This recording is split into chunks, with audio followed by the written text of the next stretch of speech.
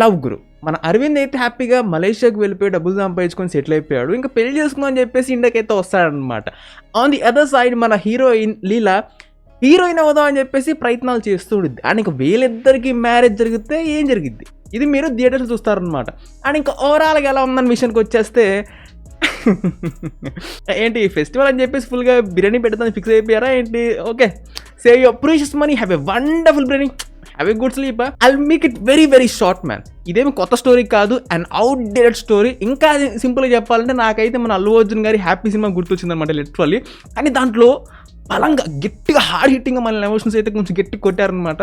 మంచిగా మనం కనెక్ట్ అవుతాం, ఎంజాయ్ కూడా చేస్తాం. అండ్ ఇక దీంట్లో విషయానికి వచ్చేస్తే దీని నుంచి మనకి చాలా ప్లెజెంట్గా రిఫ్రెషింగ్గా అలా వెళ్తూ ఉండిద్ది. మంచిగా ప్లెజెంట్గా వెళ్తుంది అనిపిస్తూ ఉండిద్ది. ఇంకా మనకి ఇద్దరు క్యారెక్టర్స్ మనకి ఇంట్రడక్షన్ అయిపోయిన తర్వాత ఇంకా మనకి మ్యారేజ్ అయిపోయిన దగ్గర నుంచి ఇంకా రెస్ట్ ఆఫ్ ది మూవీ అంతా కూడా మనకి ప్రిడిక్టబుల్ అయిపోతుంది. స్టోరీ పరంగా మనకి ప్రిడిక్టబుల్ అవుతున్నా కానీ స్క్రీన్ ప్లే వైజ్గా మనం ఎంగేజ్ చేస్తూ మంచిగా రాసుకోవచ్చు పోయా. కానీ దీంట్లో వాళ్ళు రాసుకోవడానికి అంత అవకాశమే లేదు. ఎందుకంటే వాళ్ళు పిక్ చేసుకున్న ఆ లైన్ అనేది అలాంటిది అనమాట. చెప్తే స్పాయిలర్ అయిపోతుంది కాబట్టి నేను రివీల్ చేయట్లా. సో వాళ్ళు ఎంచుకున్న ఆ లైన్ వల్ల మనల్ని ఎంగేజ్ చేయలేరు. ది సేమ్ టైం స్టోరీ పరంగా మనకి కొత్తగా లేదు.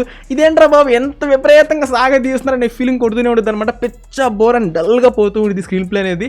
ఎక్కడ మీకు ఒక హై ఫ్యాక్టర్ కానీ ఎక్కడ మీకు తగలదు. అట్ ది సేమ్ టైం నాకు బిచ్చగాడి దగ్గర నుంచి మన విజయ్ అన్న డైలాగ్స్ చెప్తుంటే ఫిలాసఫీలు చెప్తున్న ఫీలింగ్ అయితే వస్తూ ఉంటుంది నాకు.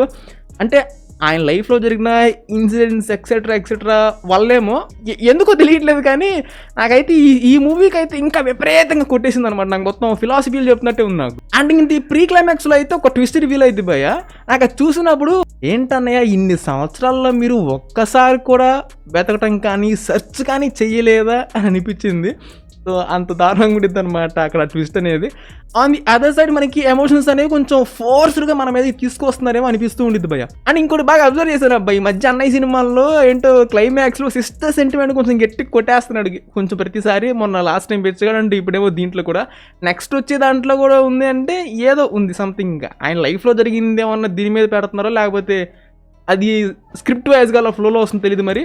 సో కొంచెం బలవంతంగా పుష్ చేసినట్టుంది అనమాట ఆ ఎమోషన్స్ వైపుకి. And this one goes for the absolutely a pure brown star. And coming to the performances ఏమో నాకైతే ఎవరికి కూడా అంత గొప్పగా అనిపించలేదు. అంటే మన విజయ్ అన్నయ్యకి యాక్సిడెంట్ అయిన దగ్గర నుంచి మనకి అర్థమైపోయింది ఆ ఫేస్లో మనకి ఎక్స్పీరియన్స్ అనేది అసలు పలకట్లేదని చెప్పేసి.